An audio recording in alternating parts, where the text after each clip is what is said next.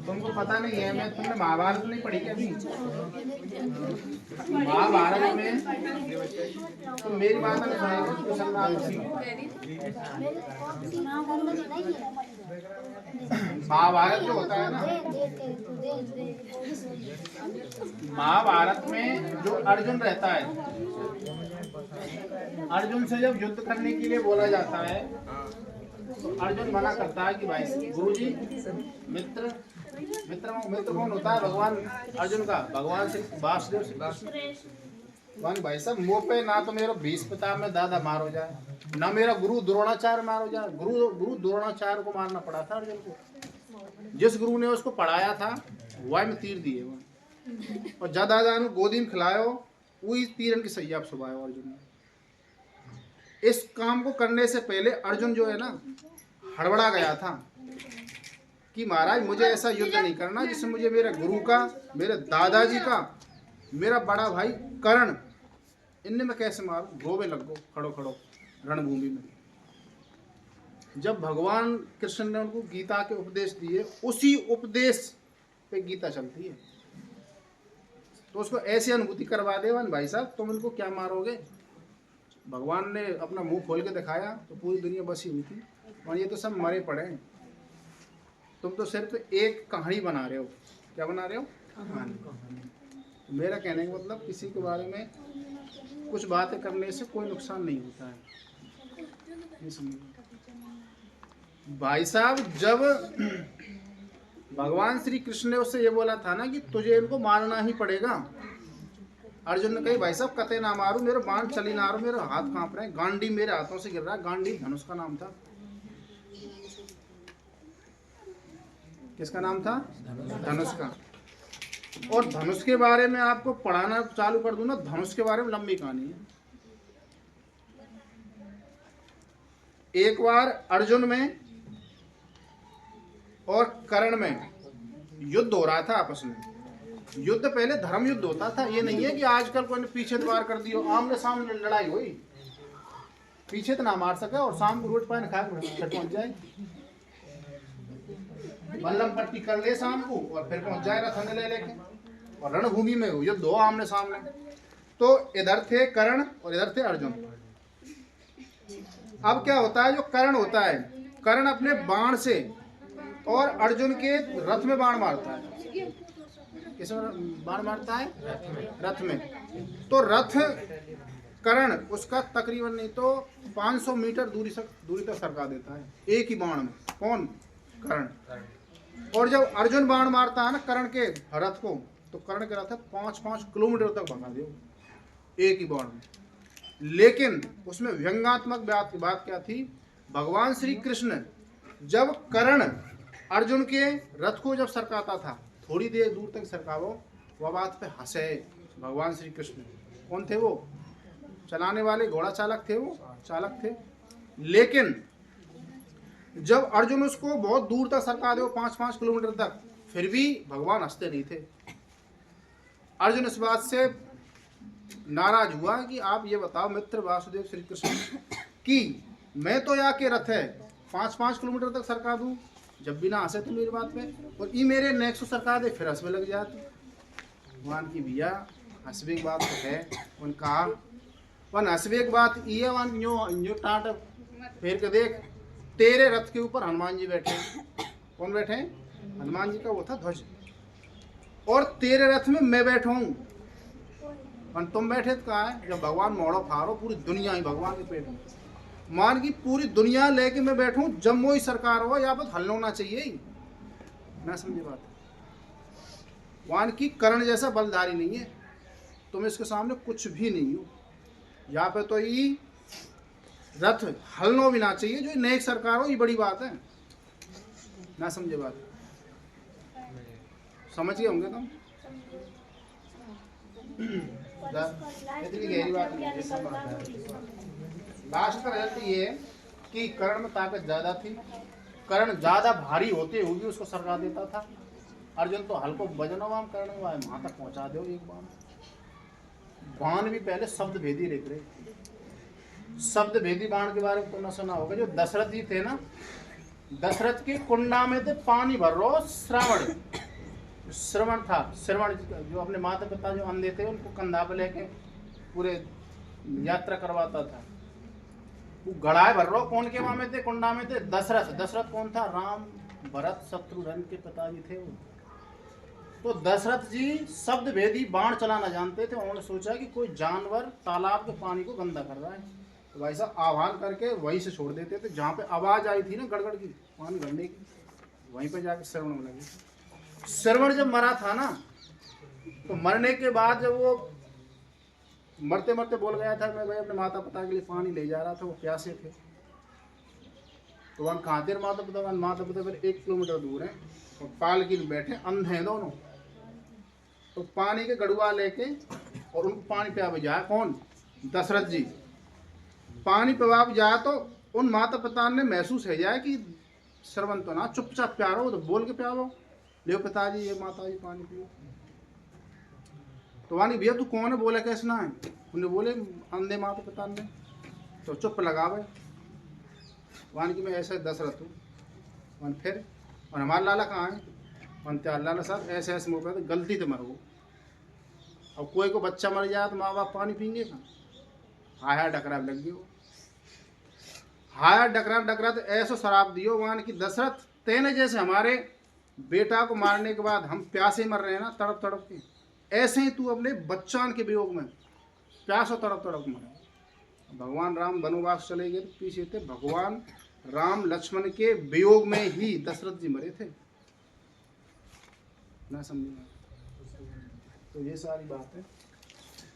इसका नॉमिनेशन कर लेंगे भाई। इसमें क्या है आपसे वो, ये तुम्हारा ए पॉइंट है, ये बी है, ये सी दे रखा है और ये हमारा डी दे रखा है। यहाँ पे स्पर्श बिंदु दे रखा है आर, यहाँ पे दे रखा है क्यू, यहाँ पे दे रखा है पी और यहाँ पे दे रखा है एस। ठीक है ना, बाद में लिख लेगा भाई। हाँ अब देखो जो चीज आपको दे रखी है उसको लिख दो पहले, फिर सिद्ध करना लिख लेना। दिया है किसी वृत्त के चारों ओर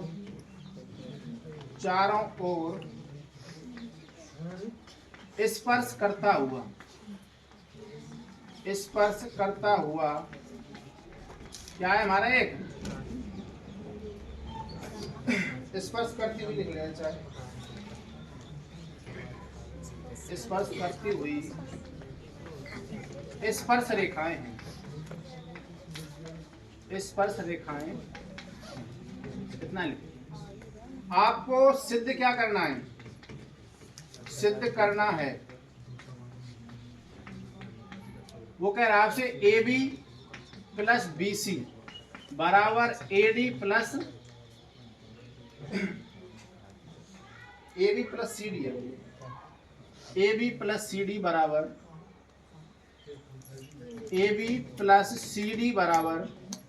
क्या दे रखा है आपको आगे? A D plus B C. ये सवाल है भाई हमारा, ध्यान से देखेंगे। बहुत ही अच्छा, बहुत ही सरल सवाल है, कॉन्सेप्चुअल सवाल है। उपपत्ति क्या कहते हैं अंग्रेजी में? प्रूफ। क्या कहते हैं? ध्यान से देखना भाई, जो लिख रहा है चुपके से वो लिखना मत, इधर देखना। मैं सबसे पहले बात कर रहा हूं, ये कोई हमारा बाह्य बिंदु है। क्या है? और इसका नाम क्या है हमारा? ए। क्या नाम है? ए कोई बाह्य बिंदु है, इससे एक स्पर्श रेखा तो ये और एक स्पर्श रेखा ये। चूंकि ए से स्पर्श रेखा कौन सी? हमारे स्पर्श बिंदु कौन सा? पी और एस। ए से स्पर्श बिंदु कौन है हमारा? पी तथा एस है। तो प्रमेय 10.2 है हमारी, जिसके बारे में आपको ऑलरेडी बता चुका हूं। इसका स्टेटमेंट यानी किसी बाह्य बिंदु से वृत्त पर सिर्फ और सिर्फ 2 स्पर्श रेखा खींची जा सकती हैं जो कि समान होती है। किसी बाह्य बिंदु से कहीं भी बाह्य में, यहाँ पे ले लो, कहीं पे ले, यहाँ पे ले लिया तो यहाँ से एक स्पर्श रेखा ये होती है, एक ये होती है। इसका नाम अगर पी है, इसका नाम ए, इसका नाम क्या? बी। तो ए पी किसके बराबर होती है हमारी? बी पी के बराबर होती है। ये हमारा स्टेटमेंट प्रमेय नंबर या थ्योरम नंबर 10.2 का है। किसका है? तो मैं क्या लिख सकता हूँ इम्प्लाई देख करके, AP बराबर किसके? AS के। इसको दे देता हूं मैं समीकरण नंबर 1। ठीक है भाई। तथा इसी प्रकार अगर मैं आपसे बात करूं BP किसके बराबर होगा बताओ? BQ के। BP बराबर किसके? BQ के। इसको दे दिया मैंने समीकरण नंबर 2। इसी प्रकार तीसरा अगर मैं आपसे बात करूं, अगर ये होगा तुम्हारा BP बराबर किसके? हमारा BQ के। इसकी बात कर रहा हूँ। CQ बराबर किसके होगा हमारा बताओ? CQ बराबर किसके? CR। इसको दे रहा हूँ मैं समीकरण नंबर 3। अगला बताओ भाई हमारा, यानी कि DR किसके बराबर होगा हमारा? DS के। किसके होगा? DS के। DR बराबर किसके? DS के। इसको दे दिया मैंने समीकरण नंबर 4। क्या दे दिया? अब मैं क्या कर रहा हूँ यहाँ पे, समीकरण 1 + 2 + 3 + 4 से, समीकरण 1 + 2 + 3 + 4 से आप मुझे बताइए, मुझे यहाँ पे AB बनाना है, और AB बनाने के लिए मुझे क्या चाहिए? AP और BP चाहिए। AP और BP तो मैंने जोड़ दिया यहाँ पे AP + BP। अब मुझे CD बनाना है, और CD बनाने क्या चाहिए हमको? CR चाहिए और DR चाहिए। क्या चाहिए? CR और DR। तो आप CR को यहाँ पे लिख सकते हो और Q को यहाँ पे लिख सकते हो। तो CR DR जोड़ूंगा कितना हो जाएगा? CR प्लस के DR बराबर इधर की साइड के इधर जोड़ दो, AS plus BQ plus CQ plus DS। अब ध्यान से देखेंगे भाई, AP प्लस BP कहाँ पे हमारा? AP प्लस BP पूरा कितना है हमारा? AB रख दिया मैंने, इनका काम हो गया। इसको देखो भाई, CR प्लस DR कहाँ पे है? CR और DR पूरा कितना हो गया हमारा? क्या हो गया? DC या CD लिख सकते हो आप। बराबर का चिन्ह, बराबर का चिन्ह। AS प्लस BQ देखो भाई, AS और कौन सा हमारा?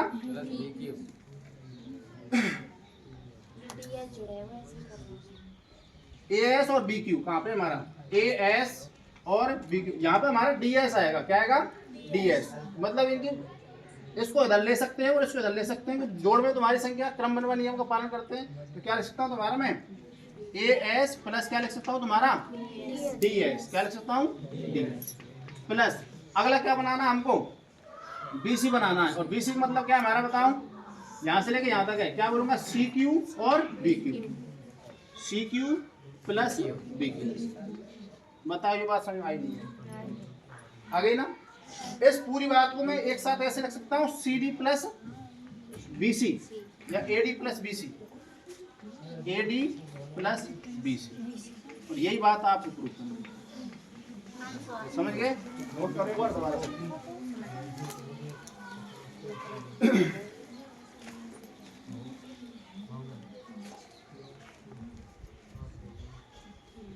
बोलना, मैं आपको बहुत इग्नोर करता हूँ, बात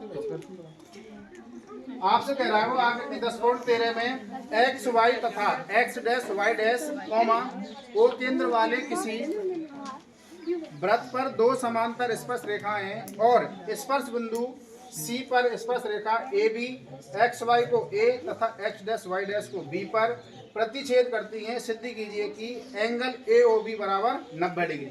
आपको इसका चित्र दे रखा है भाई, देखो ये वाला, और ये इसका वृत्त का केंद्र है। यहाँ से इस पे एक स्पर्श रेखा है ये वाली, और इस पे एक रेखा तो ये दे रखी है तुम्हारी स्पर्श रेखा, और दूसरी हमारी ये वाली दे रखी है। ठीक है ना? आपको इसमें ये वाला जो पॉइंट है इसका नाम दे रखा है B, ये वाला पॉइंट आपको दे रखा है C, और ये वाला पॉइंट दे रखा है आपको A, और ये है तुम्हारा Y, और ये हमारा X, ये हमारा X डैश, और ये हमारा Y डैश। ठीक है साहब? इसमें आपको ये सीधी रेखा है जो कि एक तरीके से आपको परपेंडिकुलर बना रही है। तुम्हारा जो सेंटर पॉइंट है जिसका नाम दे रखा है O, ये हमारा P है और ये हमारा Q है। इसको इससे मिला रखा है और इसको इससे मिला रखा है भाई साहब। पहले चित्र देखो तुम, ये अच्छा सवाल है। हाँ जी, तो जो चीज आपको दे रखी है पहले दिया है, वो दिया है आपको दे रखा है एक्स वाई तथा एक्स डैश वाई डैश ओ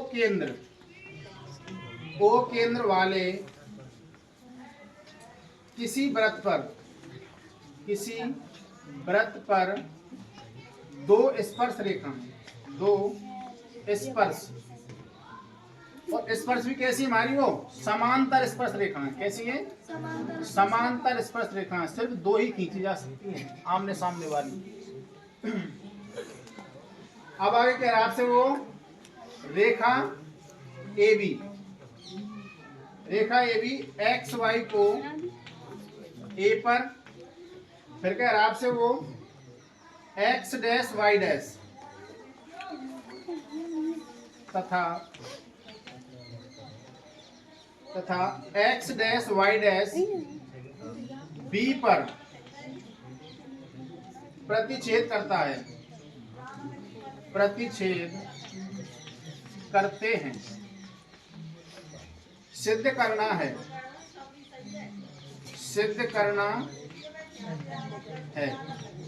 आपसे कह रहा है वो एंगल AOB बराबर 90 डिग्री,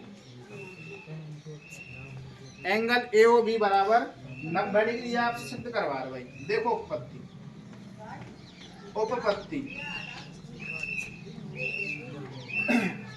आप मुझे एक बात बताओ,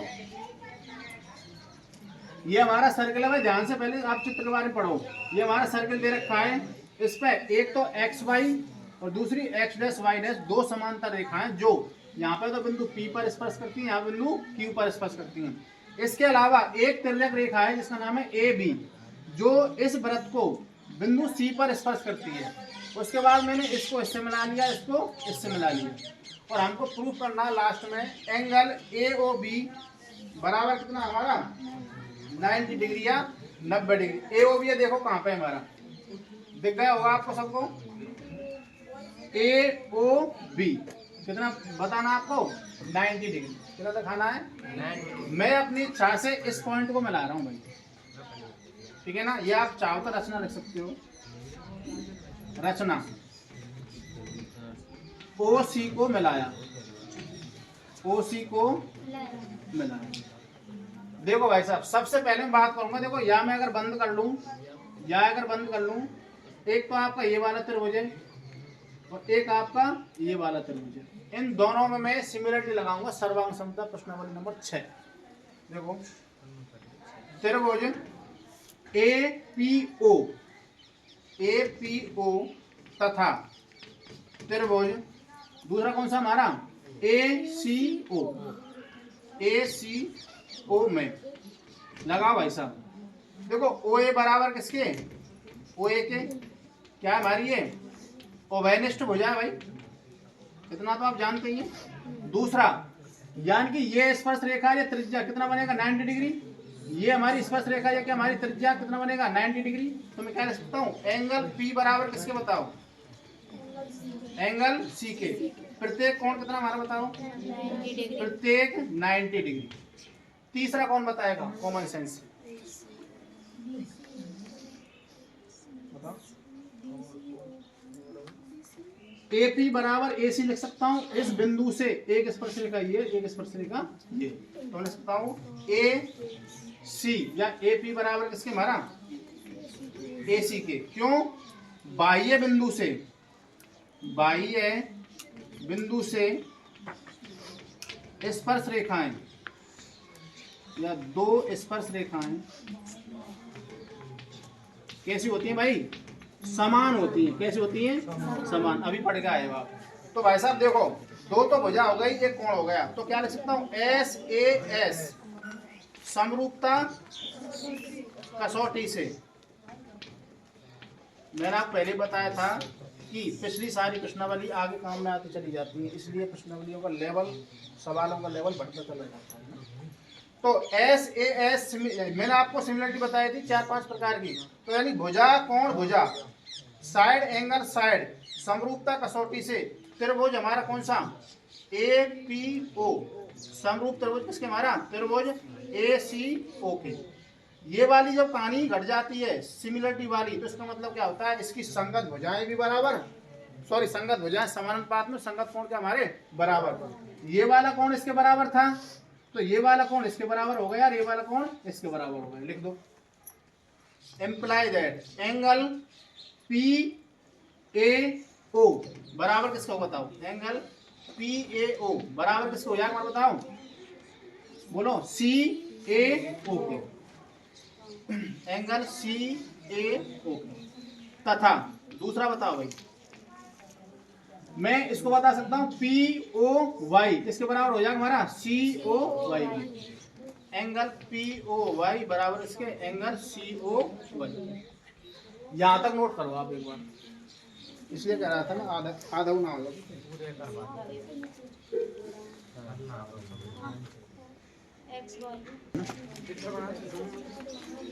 हाँ भाई आगे देखेंगे मैं बता देता हूँ एक बार दोबारा समझ लो। देखो मैंने पहला तो ये वाला लिया दूसरा ये लिया इसमें मैंने सिमिलरिटी इसमें और इसमें लगाई है। तुम्हारी सिमिलरिटी से हमारे कोण क्या हो गए हमारे समान आ गए और संगत कोण क्या होते हैं हमेशा बराबर होते हैं संगत भुजाएं समान बात होती है हमारी समरूपता के हिसाब से। यहाँ से मिटा देता हूँ यहाँ से मिटा दूँ क्या चित्र को नहीं मिटाएंगे।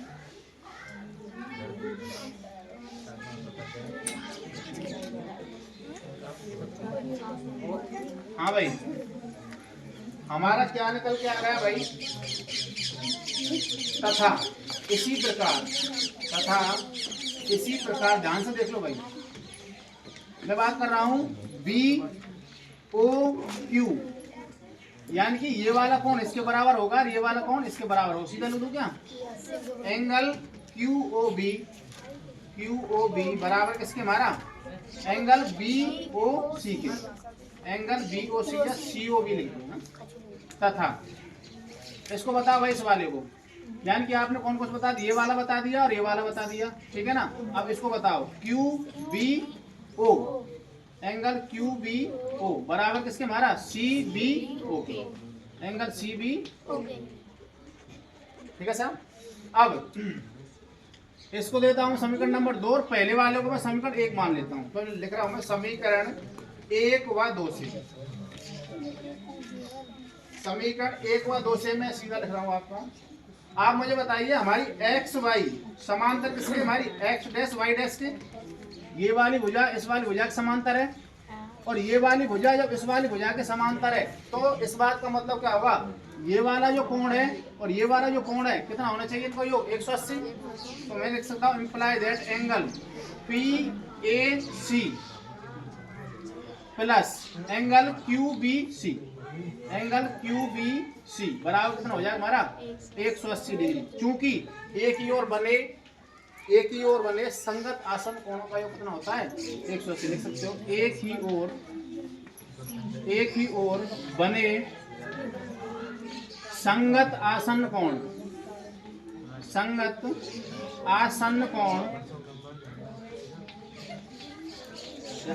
कोणों का योग कितना होता है हमारा 180 डिग्री होता है भाई साहब।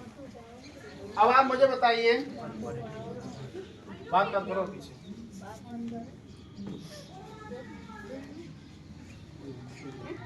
बच्चा हो हाँ भाई अब मैं बात कर रहा हूँ ये वाला जो एंगल है और ये वाला जो एंगल है इनका योग कितना दे रखा है आपको 180 डिग्री कितना दे रखा है 180 डिग्री। अब आप मुझे बताइए इस वाले कोण को मैंने इस वाले कोण के बराबर किया था ठीक है सर और इस वाले कोण को मैंने इस वाले कोण के बराबर किया था तो इनमें से किसी एक को 2 के बराबर मान सकता हूं मैं यानी मैं लिख रहा हूं 2 angle CAO plus 2 angle CBO समझ रहे बात है बराबर कितना हमारा 180 2 का भाग दूंगा तो हमारा कितनी बार जाएगा 90 बार। तो angle CAO plus angle CBO बराबर कितना आ गया 90 डिग्री। यानी कि इस वाले कोण का और इस वाले कोण का मान कितना आ गया, जोड़ करके दोनों का मान 90 डिग्री। कितना आ गया? हम जानते हैं कि चूंकि त्रिभुज के तीनों कोणों का योग, त्रिभुज के तीनों कोणों का योग कितना होता है बताओ? 180 डिग्री। इन दोनों को ले रहा हूं मैं angle CAO plus angle CBO plus angle AOB, angle AOB बराबर कितना? 180। इन दोनों का मान कितना दे रखा है आपको? 90 प्लस एंगल AOB बराबर कितना? 180 डिग्री। तो एंगल AOB बराबर कितना हो जाएगा बताओ? 180 माइनस कितना? 90। तो एंगल AOB बराबर कितना हो जाएगा बताओ? यही बात आपको प्रूफ करनी थी, हैंस प्रूफ इति सिद्धम। इसको नोट करो, फटाफट नोट करो ना।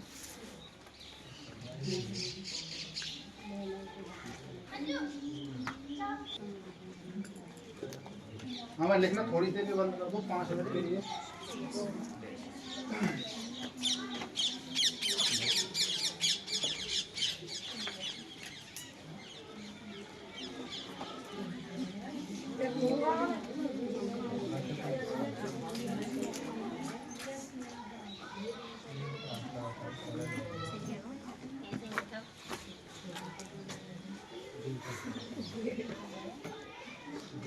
हाँ भाई सुनेंगे एक बार बात ध्यान से। हमारा पार्ट कौन चल रहा था भाई? जीव जनन कैसे करते हैं। जीव जनन में हम कहाँ पे पहुंच गए थे?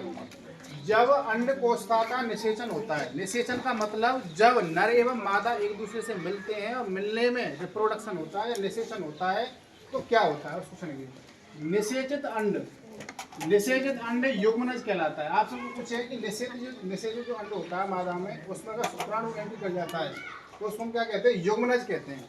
युग्मनज तो मैं इस मान से तो बताऊँ ना, तो छोटो सा बालक चैटी टांग के 10 लाख हिस्सा वालों, उसी बात कर रहा हूँ। जो गर्भाशय में रोपित होता है, गर्भाशय में रोपित हो जाता है, ग्रीवा का मुंह बंद हो जाता है 7 दिन बाद। गर्भाशय में रोपण के पश्चात युग्मनज में विभेदन और विभाजन होता है, बड़ा होने लगता है, यानी उसमें विघटन होने लगता है तथा भ्रूण का निर्माण होता है। भ्रूण का निर्माण होता है धीरे धीरे करके। अगला एक तुम्हारा प्लेसेंटा है, वेरी वेरी इंपॉर्टेंट है तुम्हारा। प्लेसेंटा क्या कहानी है? प्लेसेंटा यह एक विशिष्ट ऊतक होता है। क्या होता है? विशिष्ट प्रकार का टिश्यू या ऊतक होता है तुम्हारा। इसकी तस्त्रिनुमा संरचना गर्भाशय में तुम्हारी ढकी होती है, धसी होती है। इसका मुख्य कार्य क्या होता है? निम्न है। सबसे पहला, माँ के रक्त से ग्लूकोज, ऑक्सीजन, पानी वगैरह आदि को पोषण भ्रूण को प्रदान करना है। छोटो से बालक रहे ना, उसको माता के खून में से या ब्लड में से ग्लूकोज और ऑक्सीजन वगैरह जाती है उसके पास, उनको देने काम करता है कौन? हमारा प्लेसेंटा। दूसरा कौन क्या काम होता है? हमारा भ्रूण द्वारा उत्पादित अपशिष्ट पदार्थों का निपटान करता है। भ्रूण में जो अपशिष्ट पदार्थ बनता है, कि जो बालक इतना सा होता है ना पेट में, वो भी बाथरूम वगैरह करता है, टॉयलेट वगैरह करता है, उन चीजों का निपटान कौन करता है? हमारा प्लेसेंटा। कौन करता है? प्लेसेंटा। यार दोनों काम कर रहा है। पहला तो मतलब भोजन देने का काम, यानी कि सब माता के पेट शरीर में क्या हमारा खून है, ब्लड है, तो ब्लड में कौन होता है? हमारा ग्लूकोज होता है। कौन होता है? C6H12O6। ये तो होता है, ऑक्सीजन होती है, सांस के द्वारा जाती है। तो ग्लूकोज तो खाने के रूप में काम में ले लेता है। तुम्हारा प्लेसेंटा काम कर रहा है इस काम को।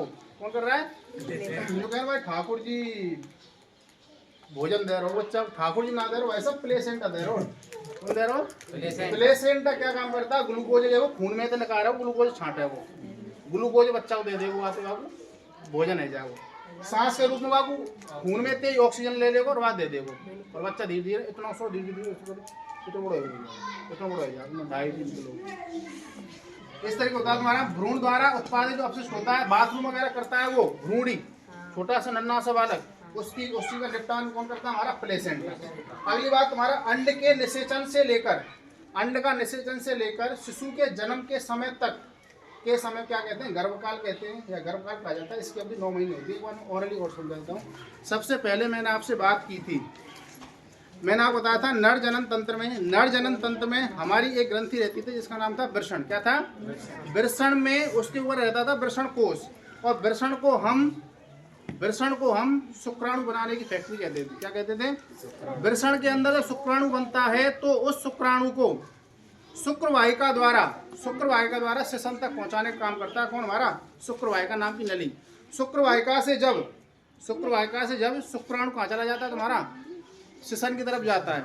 श्वसन तरफ जाता है तो वहाँ पे हमारी दो ग्रंथियाँ होती है, एक नाम था प्रोस्टेट ग्रंथि और दूसरी नाम क्या था? हमारा शुक्राशय ग्रंथि। प्रोस्टेट और शुक्राशय ग्रंथि से एक द्रव पदार्थ निकलता था जो हमारे ठोस रूप में या कणीय रूप में जो हमारा कौन रहता था? शुक्राणु, उसमें मिलके एक गीला पदार्थ बनता था जिसको हम स्पर्म या वीर कहते थे। उस वीर को जब किसी नर द्वारा किसी मादा के बेजिना में जब रिप्रोडक्शन या निषेचन किया जाता है तो निषेचन करते समय जब नर के स्पर्म से या वीर से जब शुक्राणु मादा की जो फ्लोपन ट्यूब होती थी वहां से कौन आता था? यानी कि जन्म के समय हजारों अपरिपक्व अंड रहते थे।